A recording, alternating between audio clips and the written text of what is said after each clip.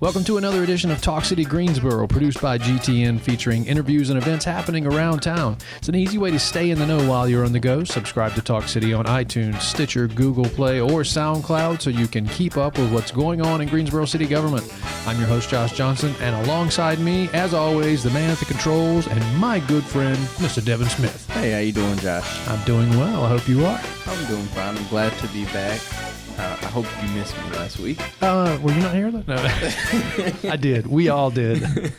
Well, what's up, Greensboro? Thank you for joining us again. We have an Emmy Award Winning artist in our presence.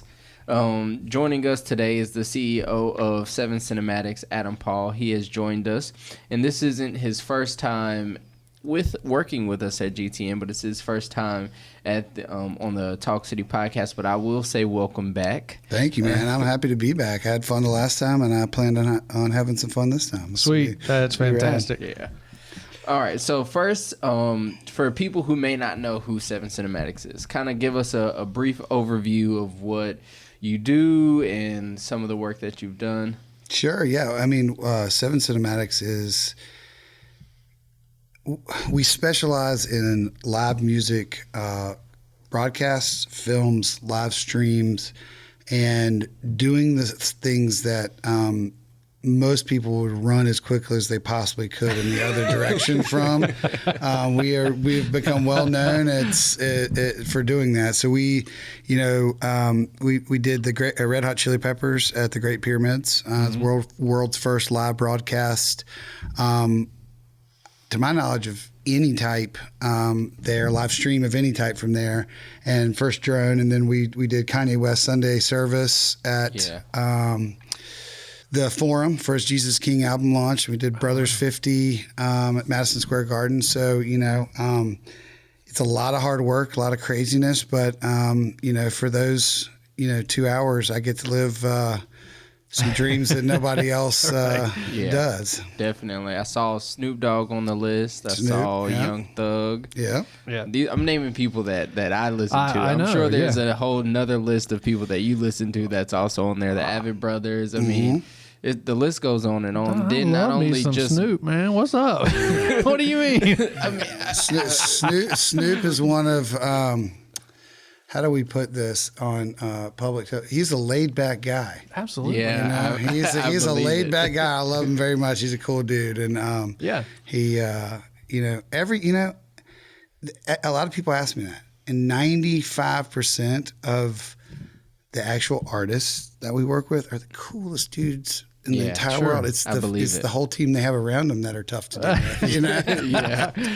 Well, for video guys, you guys are kind of rock stars. I mean, with what you do and the people that you do it for. I mean, for the video geeks, I mean, I'm certainly one, but it's cool to have you here, man. We are video geeks too. So I know, yeah. Just literally, that's what we did. And I don't know if it's luck or stupid determination. I don't know what got us to where it is, but listen, trust me, we are truly as nerdy as it gets when it all boils down to it. That is awesome. I bet you don't listen to Little Yachty, and that's on the list too. Okay, well, maybe not yet, but guess who I'm listening to at lunch today? So look, you guys have several addresses on your website, and is this one large business with like different locations that you work out of, satellite locations, or do you have different teams in different areas? Yeah, well, we're all one, how we are successful is my grandfather always told me, hire people that are way smarter than you. So we're all one big team, and we treat it like that. We treat it like, I'm the football coach and everyone else is the players, and we're not doing this, we can't do it. I can't go win a game without my team. Right. I can't do it. Absolutely. And the team can't go win without me. So we're all. To answer the question is, we're based in North Carolina, based in Greensboro. Everything's here except for our main facilities are where the artists are, right, and especially now through COVID. Mm-hmm. Yeah.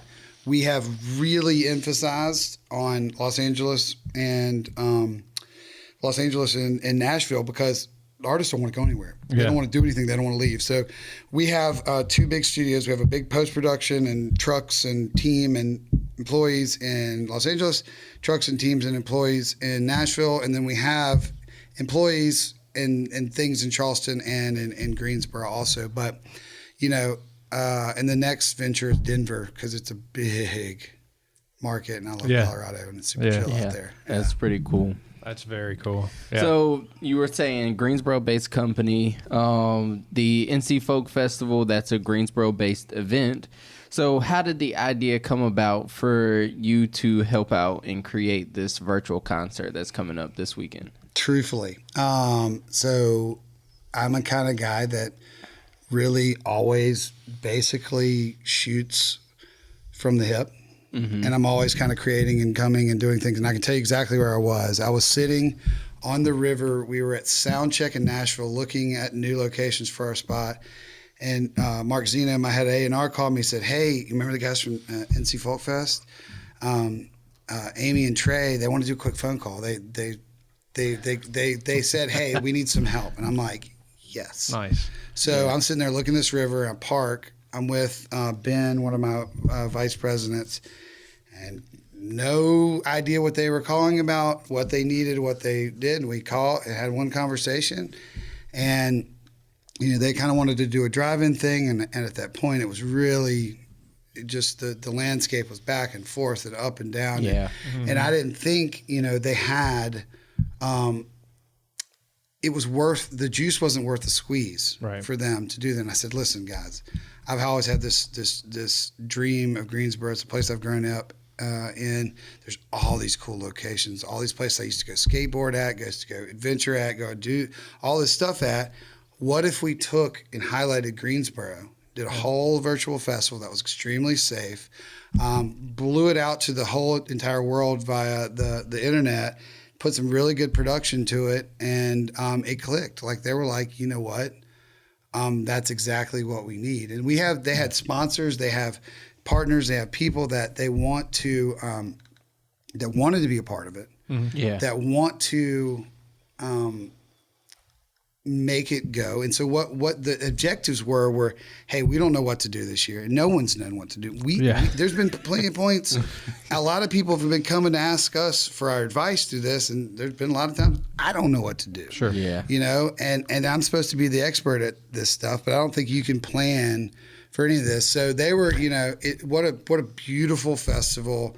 What a great thing for the city of Greensboro. What a great thing for the state of North Carolina. What like a great thing for music in general. So I was passionate. I'm like, dude, I got to help my city.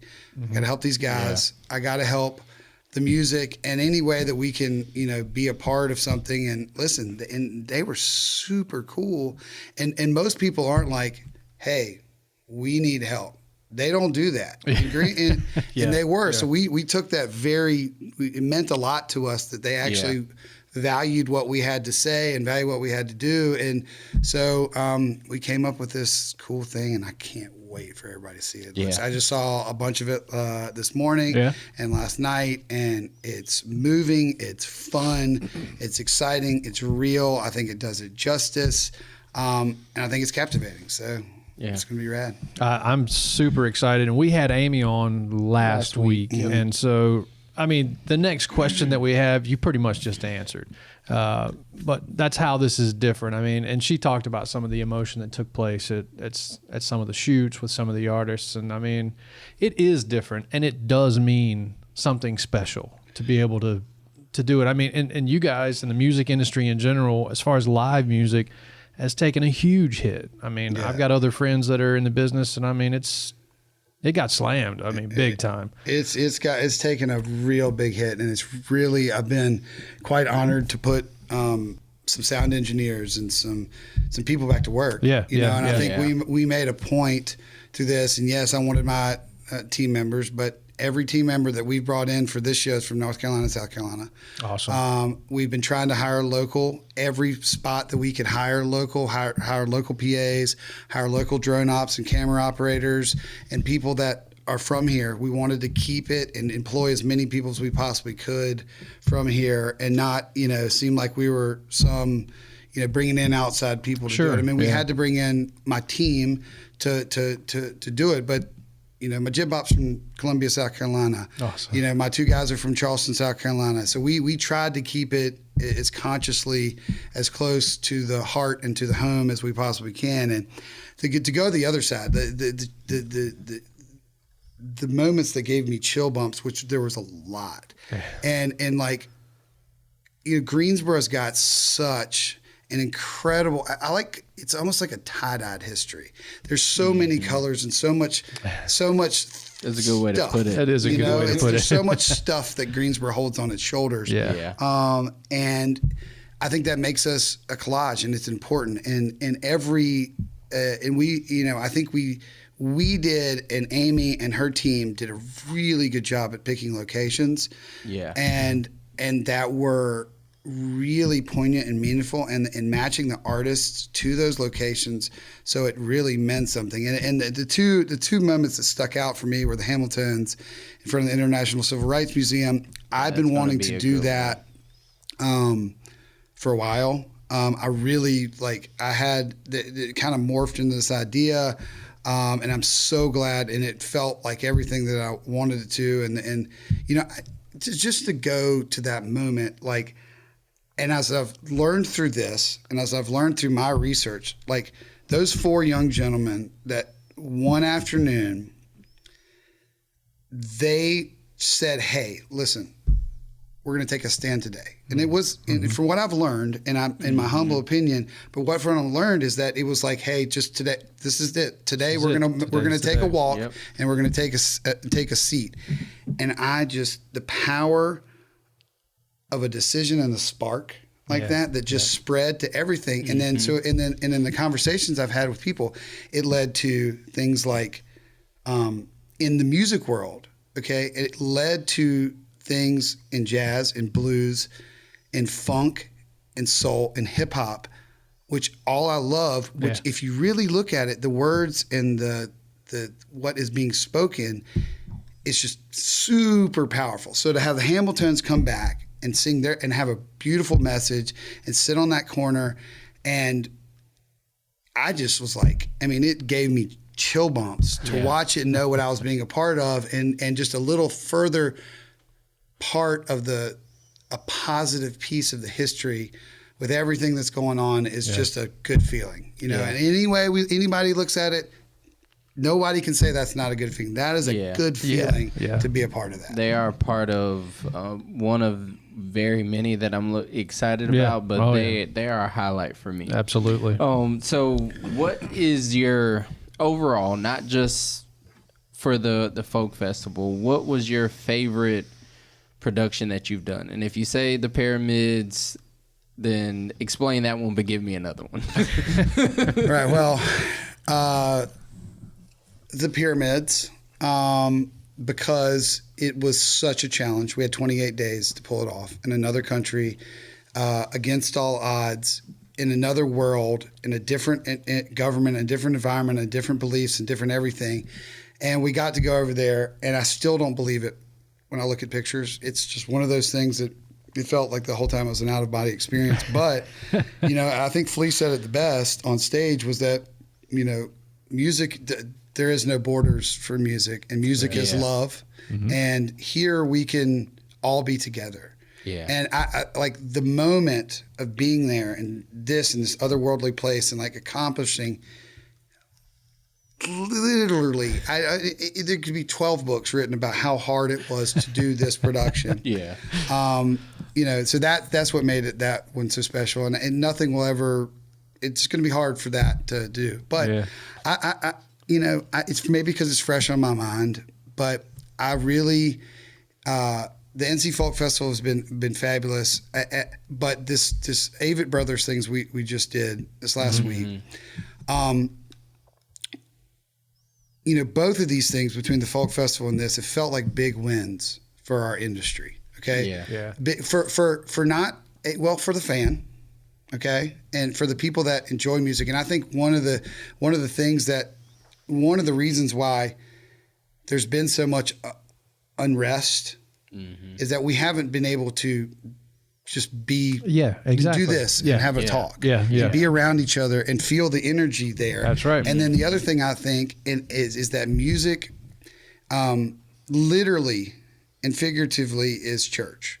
In a way that it doesn't matter what your religion is or who you are, but it's a common gathering of people for a thing with a mission, and everyone goes in there for 2 hours and forgets all their problems, and they're just here. Yep. The person up there Absolutely. takes you on a trip, and so we felt like it's been a huge honor to be able to be the people responsible right now for giving that back. But so the Avett Brothers thing and this, it seems like two wins for our industry, and there's been a lot of people that have messed it up recently. A lot of people that are not being respectful and doing things that they're not supposed to. So it felt good to accomplish something that, for the sound guys, for the riggers, for the food and bev people, for the ticket people, for everybody. Yeah. And this was the Charlotte Motor Speedway thing that we did this weekend. And I know it's fresh, but I mean, between the two things, and they're completely different, but it's been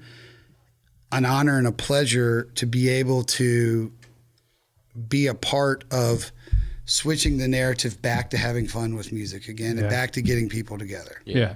Simple as that. Absolutely. Which is hugely important. And I really agree with what you just said, that I think, we miss that on such a deep level. We may not even understand it, but that communication that we have when we're all together enjoying music together, us as the audience, even the artist, it's an interaction between all of us, and it's become something bigger than we are. So I think you hit on it there. Well, we've been doing it, and I love the productions that we've done in Los Angeles in a studio, but you don't feel it. Like this was the Avett Brother thing, and like even at the folk festival when there's 15 or 20 people there and everyone would clap. It's like, what? Clapping? When did clapping become an oddity? Yeah. When did praise or those things, like, it's just so weird what we're living in, what we're living through. So, so there's a lot of cool stuff. We've done a lot of cool things, but right now I'm most proud that we get to represent the music industry and bring it back to people. And two, that, we're lucky enough to at least, saw a lady online. She said, "I'm immunocompromised. Thank you so much for giving me an inch of what it feels like to be back at a concert." And it brought tears to my eyes. I freaking love that. Absolutely. Yeah, absolutely. So to throw this question in before we get too close to the end, what is it like to win an Emmy? So a lot of failure to get to a win. So I've been nominated 11 times, and I have 3 wins. And so the first 6 or 7 were just nominations and me going and not getting it. Yeah. And so, I can, as my wife and children and friends will all tell you, I can become pretty focused on something. And